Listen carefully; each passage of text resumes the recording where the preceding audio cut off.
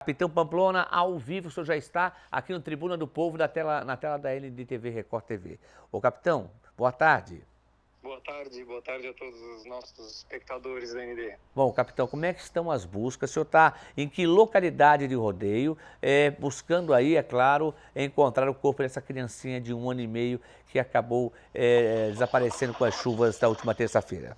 Nós estamos na localidade do Morro do Pico, Morro do que Pico. é o local onde houve o deslizamento da casa, que acabou indo para o Ribeirão, que corria próximo, e espalhou todos esses detritos por uma região de quase 1 quilômetro, mais ou menos. E a gente está aqui delimitando locais de busca, contando com auxílio de cães, até de pequenas retroescavadeiras que trabalham sem destruir, né? Apenas avançando levemente no serviço, para que a gente consiga tentar dar celeridade no trabalho e dar uma resposta a essa família o mais rápido possível. Quais são as maiores dificuldades enfrentadas neste momento por parte de quem está aí nas buscas?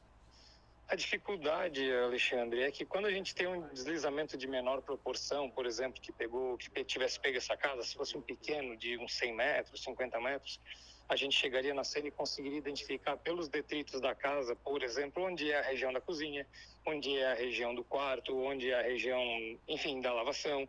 Então a gente vai pelos objetos que ficam à mostra, detectando onde eram essas partes da casa, e a partir dali a gente intervém para fazer essa localização. Entretanto, como essa área que foi atingida é muito grande, como eu falei, a gente teve pertences pessoais dessas pessoas localizados a cerca de 1 quilômetro do próprio deslizamento, definir os locais de busca e intervenção é muito difícil. Então, a gente fez toda a varredura superficial já em 2 dias. A gente tem utilizado os cães em pontos que têm um maior acúmulo de material para ver se eles sentem o cheiro. A gente tem utilizado o desmanche hidráulico, que é o uso da água para fazer escavação no barro. Mas ainda assim tem sido bastante difícil porque, como a área é extensa demais, não é fácil a gente delimitar esses locais, porque não temos as pistas que a gente acha, elas não são conclusivas, porque elas não estão juntas, né? É tudo muito espalhado e isso tem dificultado a nossa localização. Certo, então é realmente a principal dificuldade. Como é que está o terreno aí? O terreno, ele tem alguns locais, é até interessante essa pergunta, que tem mais de 2 metros de areia e lama em relação ao terreno original. E esse é um outro fator complicador, porque se infelizmente essa criança estiver soterrada mesmo, estiver embaixo da terra, como a gente imagina, vai ser em locais bastante profundos. E isso também é um dificultador enorme dessa operação. Quer dizer, tem toda a diversidade possível sendo imposta aí no trabalho das buscas, né?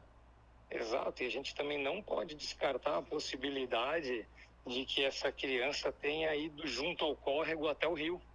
E claro que a gente não está lidando com isso nesse momento, a gente vai varrer todo o terreno, tudo que for possível, mas existe uma possibilidade de ela ter ido muito longe, porque é um corpo pequeno, leve, e a correnteza pode levar, né? E como foi uma corrente muito forte de terra, de água, de lama que veio aquele dia, todas as possibilidades que a gente imagina são hipóteses que a gente não descarta. Mas, tenente, o pai e a filha, desculpe, o pai e a irmãzinha dessa menina de 1 ano e meio que vocês estão buscando, a menina tinha 4 anos. Bom, o pai e essa menina de 4 anos foram encontrados, enfim, não sei se juntos, mais próximos, e essa de 1 ano e meio não deveria estar da mesma forma ou não tem esse significado?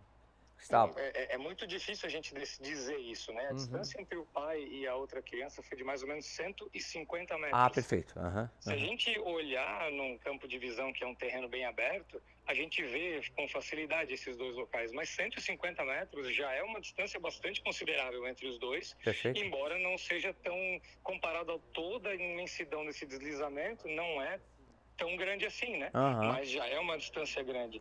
Então, nesse local que a gente chama de zona principal, que é onde a gente já encontrou esses dois corpos, tem sido a maior concentração dos nossos trabalhos. Embora a gente não está só ali, a gente tem capilarizado essa ação ao longo de todo o terreno, mas a gente tem a esperança de encontrar nesse local ali, porque tem vários locais de grande acúmulo de material Entretanto, não dá para focar só ali. A gente tem que tentar em outros pontos de acúmulo, em outros pontos que os cães demonstram interesse, para que a gente não foque numa coisa só e tente ampliar essa operação para, como eu falei, tentar dar um alento logo para essa família. São quantos homens, quantos bombeiros, quantas pessoas estão envolvidas nessa busca dessa criança de 1 ano e meio? Neste momento, a equipe que está aqui agora no terreno é composta de 14 bombeiros, sendo 10 militares e 4 voluntários, e 2 cães. No período da tarde, como a força-tarefa que veio de Balneário Camboriú, composta de 8 homens, conseguiu rapidamente localizar aquele corpo do senhor de 58 anos que estava perdido na outra localidade, Sim. eles vão incorporar a nossa equipe e aí nós vamos decidir se com todo esse pessoal a gente consegue fazer uma busca ou se a gente vai permanecer com uma equipe reduzida, porque isso tudo depende de equipamentos, depende de ter locais que vale a pena fazer essa operação, porque só espalhar a gente por espalhar não faz diferença nenhuma. A gente precisa ter gente especializada, precisa ter boas pistas, né, bons locais para fazer a busca, e aí a gente vai decidir se a gente vai operar com as duas forças-tarefas simultâneas ou se a gente vai operar só com uma, mas essa é uma decisão que vai ser a partir de amanhã daí. O solo está bem encharcado. Tem local que a gente pisa e passa do joelho. Não tá fácil de fazer a caminhada, de fazer o deslocamento. Tem um córrego novo que abriu em alguns locais, que mudou o desvio do Ribeirão, que desviou o trajeto original do Sim. Ribeirão. Então, realmente, assim, tem bastantes dificuldades de terreno, mas a gente mantém a esperança alta de que o nosso trabalho vai ser bastante frutífero, que em breve a gente vai localizar essa criança. Risco de deslizamento, tem morros, como é que é essa situação ao lado de vocês aí?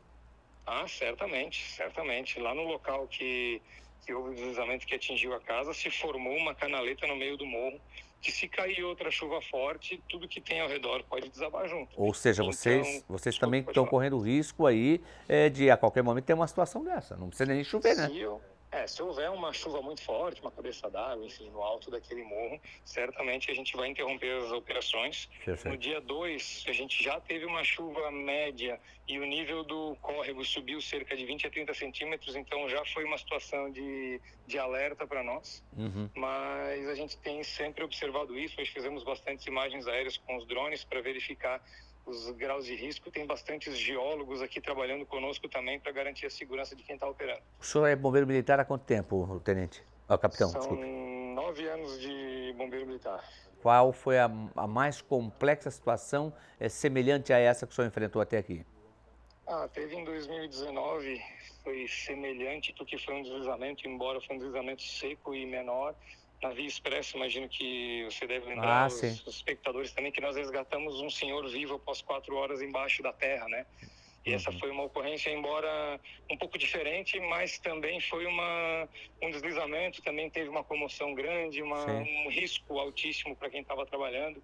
Então, digamos que são 2 das principais ocorrências que a gente já trabalhou com as nossas equipes de Blumenau aí, nas que eu estava na frente como comandante. Naquela do hotel que estava em construção ali na Via Expressa, né? Exatamente, aquela ali foi difícil, mas a gente teve um resultado na hora bastante positivo, apesar de 2 mortes. A gente teve um cidadão vivo que, embora logo depois acabou depois de se despedir da família, uns 40 dias depois ele acabou falecendo também. Tem uma palavra chamada esperança. Sim. E eu vou colocar essa palavra agora nessa pergunta. Tenente, para fechar com o senhor é pai? Não, negativo. Mas sabe, imagina a dor de uma mãe, de um pai.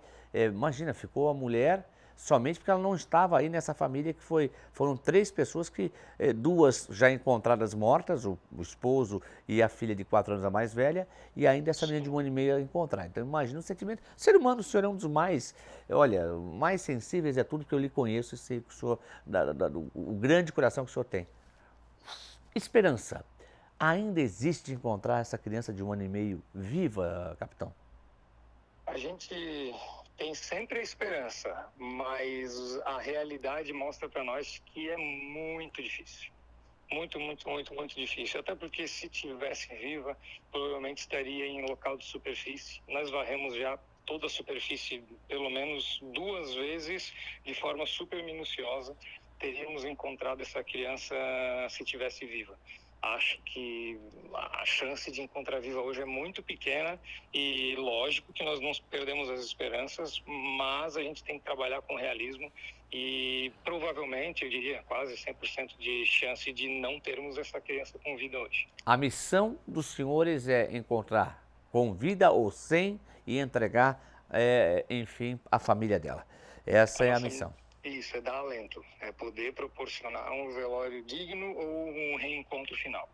Capitão Felipe Pamplona, obrigado. Obrigado, amigo. Parabéns pelo trabalho a todos aí dos bombeiros, sejam eles militares, comunitários, voluntários, defesa civil, enfim, todos envolvidos aí nesse trabalho tão difícil, tão adverso que acontece no Médio Vale do Itajaí. Um abraço, amigo.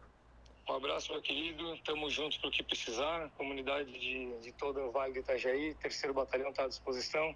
193, conte conosco. Conte com nossa energia também, compartilhando aí pensamento positivo para vocês estarem bem também nesse serviço. Um abraço, mais uma vez, obrigado. Valeu, um abraço. Tchau, tchau. Tchau.